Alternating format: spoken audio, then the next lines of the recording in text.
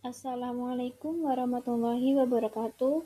Perkenalkan, nama saya Dwi Nurlailia Ramadhani dengan NIM 231101040035. Di sini, saya akan menjelaskan tentang pengelolaan lingkungan belajar. Materi yang pertama yaitu konsep dasar pengelolaan lingkungan kelas.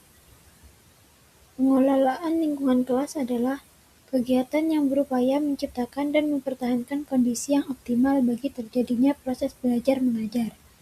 Kemudian dalam pengelolaan kelas ini, termasuk pula menertibkan peserta didik yang melakukan berbagai kegiatan yang tidak ada hubungannya dengan kegiatan belajar mengajar, atau suatu kegiatan yang mengganggu jalannya kegiatan belajar mengajar.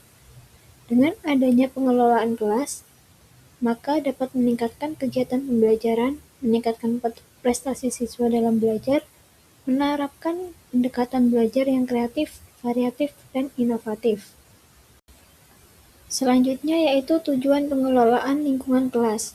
Tujuan pengelolaan lingkungan kelas adalah menciptakan kondisi belajar yang optimal sehingga proses pembelajaran dapat berlangsung secara efektif, efisien, dan menyenangkan. Lingkungan kelas yang dikelola dengan baik akan mendukung perkembangan kognitif, efektif, dan psikomotor peserta didik. Tujuan pengelolaan lingkungan kelas meliputi: yang pertama, menciptakan suasana belajar yang kondusif. Yang kedua, meningkatkan motivasi dan minat belajar siswa. Yang ketiga, mendukung interaksi sosial dan yang positif. Yang keempat, mengoptimalkan penggunaan sarana dan prasarana. Yang kelima, mengembangkan disiplin dan tanggung jawab siswa. Yang keenam, meningkatkan efektivitas proses pembelajaran. Dan yang terakhir, menciptakan lingkungan belajar yang inklusif. Yang ketiga yaitu prinsip-prinsip pengelolaan lingkungan kelas. Dalam praktiknya, terdapat beberapa prinsip utama yang harus diperhatikan. 1. Prinsip keaktifan peserta didik. Prinsip keaktifan menekankan pada siswa harus menjadi pusat dalam proses pembelajaran. Siswa tidak hanya berperan sebagai penerima informasi, tetapi juga sebagai subjek yang aktif dalam membangun pengetahuan melalui pengalaman belajar. Yang kedua, prinsip motivasi belajar. Motivasi merupakan faktor penting yang mempengaruhi keberhasilan belajar siswa. Guru perlu menciptakan kondisi yang dapat menumbuhkan motivasi intrinsik maupun motivasi ekstrinsik. Yang ketiga, prinsip perbedaan individu. Setiap siswa memiliki karakteristik unik yang meliputi kemampuan, gaya belajar, minat, serta latar belakang sosial budaya. Oleh karena itu, pengelolaan belajar harus memperhatikan keberagaman tersebut melalui pendekatan pembelajaran diferensiasi. Yang keempat yaitu prinsip keterpaduan pembelajaran. Pembelajaran harus dirancang secara terpadu antara tujuan, materi, metode, media, dan evaluasi. Yang kelima, prinsip umpan balik atau feedback. Umpan balik merupakan bagian penting dalam pengelolaan pembelajaran karena memberikan informasi kepada siswa mengenai hasil belajar mereka. Yang keenam, prinsip keterlibatan emosional.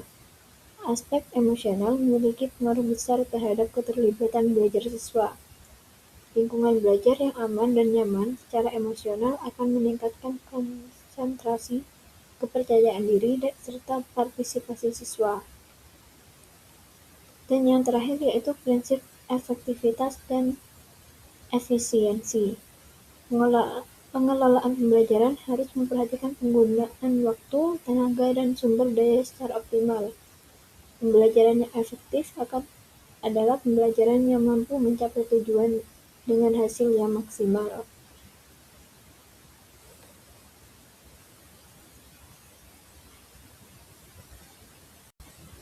Selanjutnya yaitu hal-hal yang perlu diperhatikan dalam pengelolaan lingkungan belajar. Yang pertama yaitu kondisi fisik kelas. Kondisi fisik seperti pencahayaan, ventilasi, suhu udara, kebersihan, serta tata ruang kelas sangat mempengaruhi kenyamanan belajar siswa. Yang kedua yaitu suasana sosial.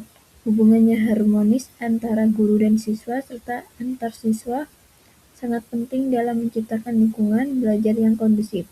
Interaksi sosial yang positif akan meningkatkan rasa aman dan kepercayaan diri siswa. Yang ketiga, iklim emosional. Iklim emosional berkaitan dengan kondisi psikolog siswa selama proses pembelajaran.